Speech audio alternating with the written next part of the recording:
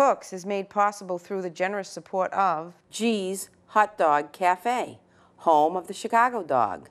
Papa John's Pizza, Leominster, Fitchburg, Marlborough, Worcester. KC's Body Connection Massage Center, connecting body, mind, and spirit. Boucher Construction, Central Mass Sand and Gravel. Today we're doing something a little different.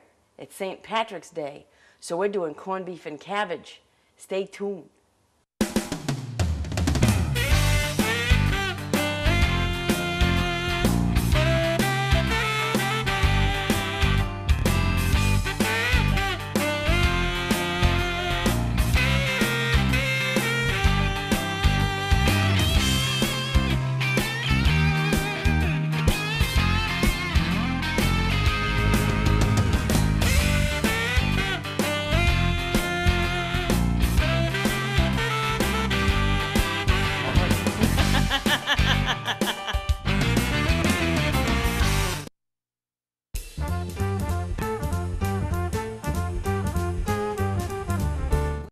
Okay, so today we're going to start out by talking about the corned beef.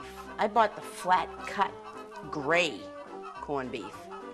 That's what we've always used. Now, I learned how to make corned beef at King's Corner Restaurant with Peter Capitas and Johnny Valeri. So I'm going to start out by I do a little bit of a twist, but it's very good. We're going to start out, I want a big, big, big pot. And we're going to put this on a medium heat. All right? I am going to start out with a little bit of olive oil. Okay, just to coat the pan. Probably I would say maybe a quarter of a cup or so. I'm going to throw in some onions that I just cut up a little bit. Okay, I'm going to get a knife here and we're going to throw in a chunk of garlic that I'm just going to peel and cut in half. Because what I'm going to do is I'm going to cook the corned beef. We're going to boil it. Oh, it's going to take probably 2.5 hours because we're going to cook it on a nice, simmer, medium simmer, like a boil, till it's fork tender. You're going to stick the fork in it. It's going to just slide off the fork. That's how you know it's done. We're going to stick in like 2 or 3 celeries, okay? And I'm going to get that going. And I'm going to take my corned beef and fat side down. I'm going to stick the corned beef in there. And I'm going to move the celeries and stuff because they're in the way of my second piece of corned beef. Now this corned beef, it shrinks in half. So when it starts to cook, it boils down and it shrinks up because all the fat and stuff comes out of it. I always do my corned beef a day ahead because I want the corned beef to be cooled down. I want to strain the juice. I want to save the juice. That's all the step you're going to see. So I always do my corned beef a day ahead. So actually it's the day before we're going to eat it. I am going to throw in some salt, some pepper. Usually I use peppercorns, the whole corns, but I don't have any today, so I'm using the ground pepper, which is just as good. I'm going to use a little bit because that's kind of a lot of corned beef in there. All right, now I'm going to throw in 2 or 3 bay leaves. I think I'll throw in 3, if I can get my fingers in there. 3 bay leaves. Now this is the secret to the corned beef. Now what I'm doing with the corned beef right now is I'm just getting I put the fat side down in there because I want the fat to start to melt to give you some flavor. And I'm going to throw in about, that's a stick. See that? When you look for cloves, when you have whole cloves, you got to be careful for the sticks. 2, 4, 6. I got about 7 or 8 cloves here. Fling those cloves in there because it gives it such a nice flavor. Okay? Oh, that already smells good. I'm just going to let that get going a little bit.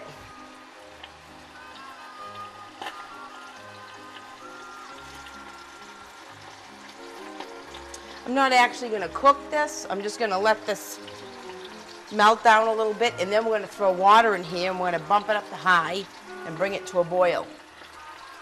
All right, here we go with the water. Now, oops. just wash the whole stove. You want to make sure that this corned beef is covered. I'm going to need a little more water. You can see there's not enough water in there.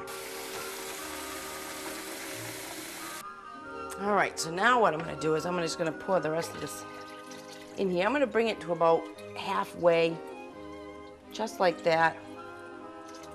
Okay, so I used about 1.5 gallons of water in this pot, but there's about 5 pounds of corned beef in here.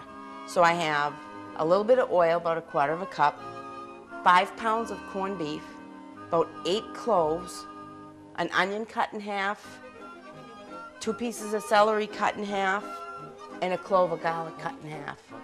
Salt, pepper, bay leaves, and we're ready to boil it off. So we're going to bring this to a boil, and then we're going to reduce it to a simmer, and we'll be back to check on this. All right, now it is time to check our corned beef. Now, Carl, I don't want you to steam out the lens or anything, but you can see this has been boiling for almost 2 hours, okay? And I have it at a boil like this. I don't have it at a low simmer. Now, how I check this is you grab the fork. Come over here, Carl. Grab the fork, and if it slides off like that, that corned beef chunk is done. So what I'm going to do is I'm going to take this corned beef piece out, and I'm going to put it over here in this dish.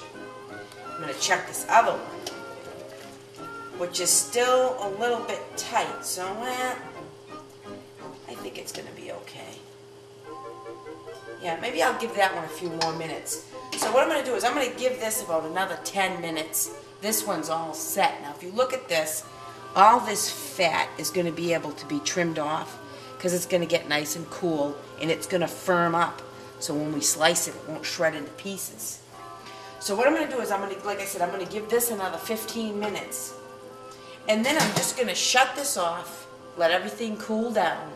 I'm going to put the corned beef in the refrigerator, strain the stock, and put that in the refrigerator. And then tomorrow, we'll finish up the corned beef and cabbage. We'll be back. Welcome to day 2 of corned beef and cabbage. Here we go. This is the juice that I stored away. The corned beef is in the bottom of the refrigerator. We'll get that in a minute. Now, see how all the fat comes to the top?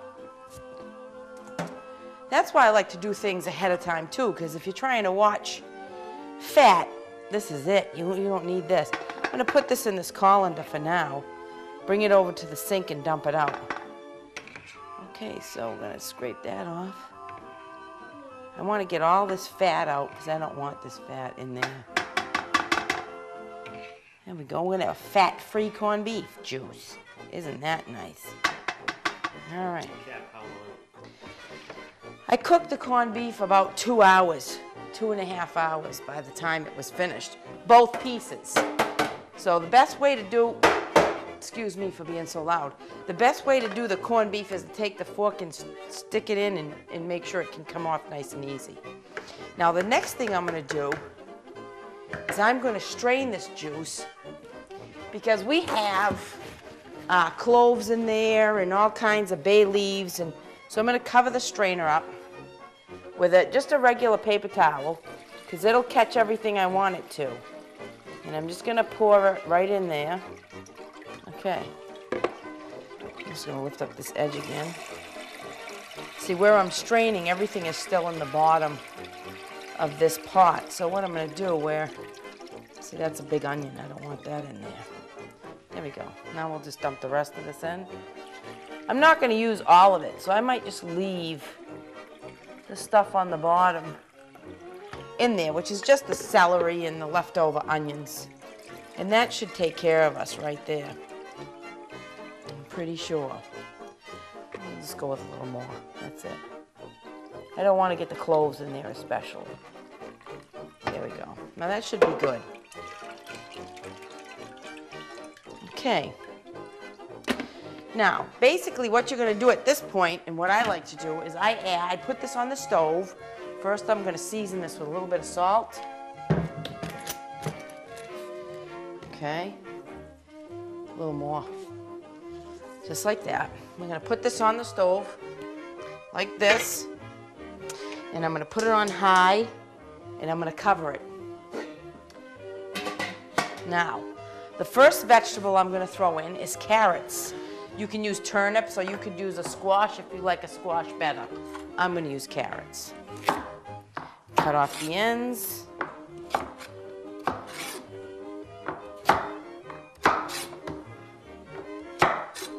I like to add the vegetables how they cook. Now, all of these vegetables roughly take 20 minutes to a half an hour. But I would say it's safe to say the carrots are going to take the longest. So we're just going to peel the carrots, just like this.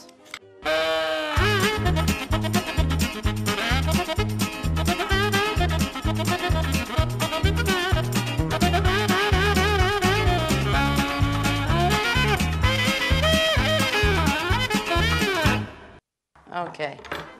All right, now that we got our carrots done, even though this isn't quite boiling, I'm still gonna throw this in. Now these vegetables are still gonna season this and flavor this juice. Stock, there we go. I was looking for that word, stock. All right, so we're gonna take care of these. We're just gonna move these carrot shavings aside. Okay, and now the next thing we're going to do is the potatoes. Now, yeah, we'll do the potatoes next. I'm going to leave the potatoes whole, just like this.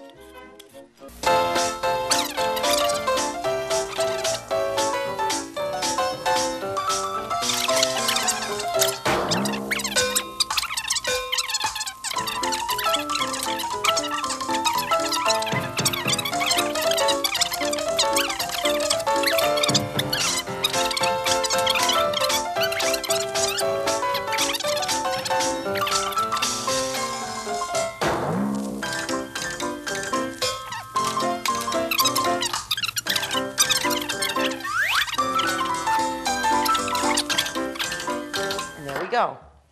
I'm just going to give these a quick rinse and throw them in the pot.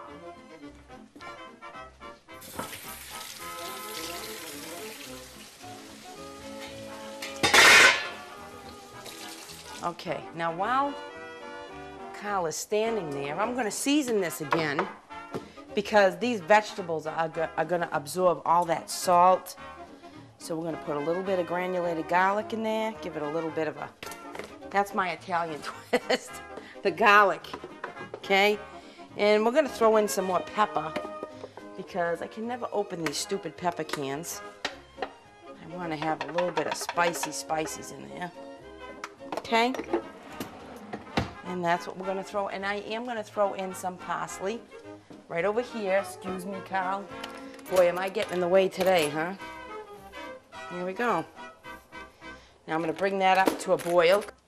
Now I already salted, so we're gonna stir around our potatoes and our carrots, and we're gonna just let these come to a boil. Now what I'm gonna do is I'm gonna actually bring this up to a boil, and I'm going to let it simmer, like bring it down and let it not boil real hard. You want to see boiling, but you don't want everything getting jumbled around. So you want it at a low boil, low, boil. You don't want a hard boil. All right, next we're going to do the cabbage, but we're not going to put the cabbage in yet because I want the carrots and the potatoes to just get a little bit of a head start. Maybe about 5 minutes or so, and then we'll throw the cabbage in. I love cabbage. We've had stuffed cabbage on the show before. I've made just plain cabbage on the show before. Cabbage is a good vegetable. Here we go, ready to clean that off. Don't do that at home. Slice right through that. We're gonna de-stump it. If I can get my knife through it, there we go. Like so. There's one little stump. That's a tough leaf. I don't know if I like that leaf. I might pull that out. We're gonna de-stump this side, just like this. Okay, there we go. And I'm just gonna cut these into little triangle type shapes. There we go, see? Well, those aren't coming out like triangles, but that's okay. You get the gist. You get the idea. Now these, I'm gonna wait. I'm gonna let this come to a boil. Once it starts to boil, I'll put it down to a, medium boil, not a hard boil, and then we'll throw in our cabbage. So we're gonna let the potatoes and carrots cook a few minutes, and we'll be right back. Okay. I haven't decided which knife I'm gonna cut that with, because corned beef can be funny when you cut it. It can fall apart. So what we're gonna do is we're gonna get the corned beef out while we're waiting, because I like to do this ahead too, because we're gonna trim the fat off this, and it's not so hot to handle. There we go. Now this does have a lot of fat on it, which we don't care to eat. So we're gonna trim down the fat just like this and keep going till we hit the meat. Because who wants to eat all this yuckiness? Yeah. Oh, we don't want to cut off the meat though, because that's good. Let's see how it came out. Very good. Let me get my boning knife here. I want to do a little more trimming. Here we go. Oh, that did come out good. I'm just going to trim all this off. See, we don't need this. This doesn't really add any flavor. I don't know anybody that likes this kind of fat. Okay. And this is the beauty of doing this ahead, is to be able to get this all nice and firm so that we can just shave it off. And there we go. It's one piece. Look at the fat you get off this stuff. It's gross. Okay, now, let's do this one. I'm not sure. I think that's fat, too. We're going to cut that off anyways. All right, now always cut away from you when you're doing this. Don't cut toward you, because then, oh, that will hurt. That'll hurt big time. I'll tell you, some of the things I did when I was in cooking school, stupid. But that's how you learn. Wow, this is all fat. Yuck. Look at that. I'm gonna go nice and easy here. Don't do that at home. I just want to get all this off. There we go. We're trimming off this fat. I'm trying to get around this here.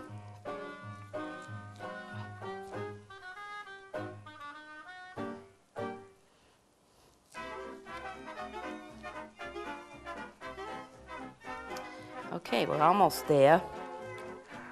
See, now this was 5 pounds of corned beef. Now by the time you're finished, cleaning the fat off and getting this all set, there's not 5 pounds left. So that's the thing. That's why I buy 5. It looks like a lot, but it's really, really not. It's probably about 3 pounds after you're done. I do take the time to trim this out. It's worth it. It's worth it. Because then what we're going to do is we're going to slice this and we're going to put it in the pot when we're just about ready to go. Because this will only take a few minutes to warm through. Now this is the fun part. Trying to figure out where the grain is. This is always the toughest part to do. Because you want it fairly thin. You don't want it thick. I don't like it thick.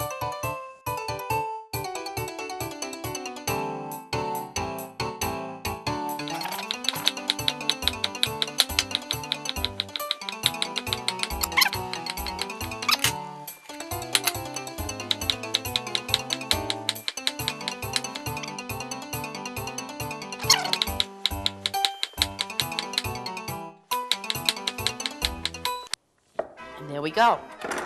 Now, we're just going to let this sit here. And then once everything's all set, we're going to warm this up after we put the cabbage in and stuff. So we're just going to let that cook. We're going to let our corned beef come over here so that when we're ready, we can just put it all in there. I'm gonna clean up this mess and we'll be back. All right, so now this is boiling good. It's been boiling a few minutes, okay? So now what I'm gonna do is I'm gonna slide in my cabbage all over the place, like so. And this cabbage is gonna go to town. This is kind of like an Irish boiled dinner. This is just like our boiled dinner. So the only thing is we start a boiled dinner with, I usually use the ham after Easter, or you can just buy a ham steak and do it with a ham steak. Daisy hams, I used to love the daisy hams, but they're kind of fatty, so I don't use those as much anymore. But yeah, so we're gonna put the cover back on, bring this back up to a boil, and then we're gonna let it simmer about 20, 25 minutes. And we'll be back to check that in 25 minutes. Okay, so what I'm gonna do now is I'm gonna take this corned beef and I'm gonna put it in this casserole dish, just like this. Now I bought this corned beef and it's supposed to be gray. My daughter just informed me looking at it that it looks red to her, but I bought the package, it said gray, and I just figured it looked gray when I bought it. All right, so we're gonna do that. Now we're just gonna walk over the stove here, Carl, like this, okay? And we're gonna take some of this broth here, which is our corned beef water. I'm gonna pour it over the top. Ordinarily, I would take the corned beef and I would put it in the stock, but we have a lot of corned beef, we got a lot of potatoes, we got a lot of cabbage. So I think what I'm gonna do is I'm gonna put this in the oven, bring it up to temperature in the oven, and then we can just put it in the platter. It'll stay together nice too. All right, so that's good. We're gonna leave that in. We wanna leave enough in there for the stuff to boil. Now you can see how this is coming. This is coming out really good. Cabbage and potatoes, everything's in there, and it's cooking up. We'll just mash that down a little bit. Cover this over again. Now you can see that it's not on a real hard boil, but it's boiling. You know, once you cover it, it'll intensify the heat and it boils faster. I'm gonna take some wax paper, just like so. I don't like tin aluminum on my food. I just don't like it. It creeps me out. A lot of times the food will eat through, like tomatoes and stuff like that will eat through the tin foil. Aluminum foil, I call it tin foil. It's really, we used to call it tin foil, now we call it aluminum foil. Just cover this up, make sure it's nice and tight so, there we go, it doesn't squeeze out there. And we're gonna pop this in here. I'll throw some water in my chicken after. Right in the oven. I got the oven on about 375, and we're gonna warm that up. And that's gonna be delicious. Okay, so we're gonna give everything about, let's check our potatoes. They're still not ready. Our carrots are getting there. We need about maybe 10 more minutes, and we'll be good to go. So don't be afraid to check your potatoes and check your carrots. You know, because 20, 25 minutes is a good amount of time for potatoes and carrots. Sometimes it might take a little longer. Don't be afraid to check them every 10, 15 minutes. We'll be back to plate this up. All right, now our corned beef and our potatoes, cabbage, and carrots are ready. So this is what we're gonna do. We're gonna pull this off, and we're gonna unveil. Ready? Oh, yeah. Now what I wanna do is, I wanna take my potatoes and set them over here. And the little cabbage gets over there, we'll just move it over. Okay, and I like to do this systematically so that I have all my stuff in the right place. Put my carrots to one side. Now you want to go easy because you don't want to break them all up. So they're gonna be, you know, nice and tender and ready to go. Here's another potato. Now, I think I put 7. Hey, read the paper a little quieter, will you? Okay. Ma. Oh, all right. I could stop rustling the paper so much. Okay. All right, so we're just gonna keep going with the carrots. I'm gonna look for, here's another potato. Now, the reason why I do this is to keep it so that it's, I don't know, I guess presentation or whatever. All right, I'm gonna do another carrot here. Got a nice stack of carrots. Oops. Sometimes the vegetables are alive. Okay. Let's see what else we get over here. Now we get another potato. Here's another one.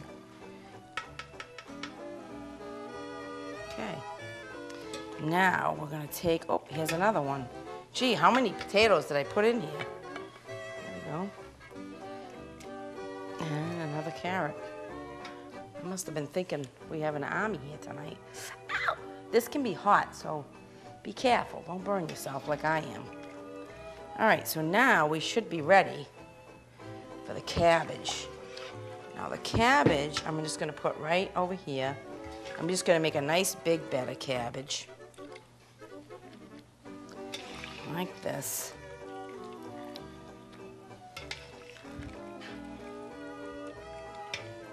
A little bit of the juice gets in the bottom, that's okay. You can see all the parsley and seasoning and stuff in there. Smells good.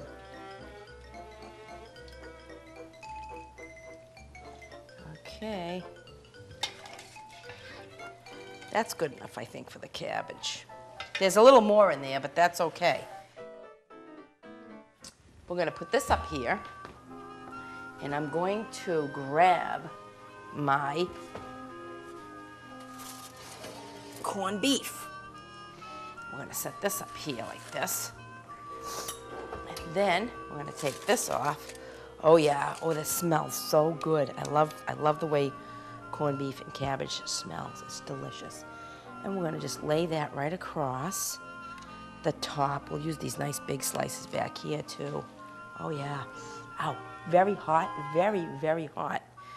Very hot. Like, see those fingers? They're gone. My fingers are gone.